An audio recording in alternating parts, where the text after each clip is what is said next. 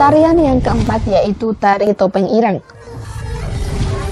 Topeng ireng adalah salah satu kesenian tradisional yang berkembang di daerah Kabupaten Magelang, Jawa Tengah. Topeng ireng yang juga dikenal sebagai kesenian Dayakan ini adalah bentuk tarian rakyat kreasi baru yang merupakan hasil metamorfosis dari kesenian Kubrosiswo. Nama topeng ireng sendiri berasal dari kata toto lempeng irama kenceng. Toto artinya menata, lempeng artinya lurus, irama berarti nada, dan kenceng berarti keras.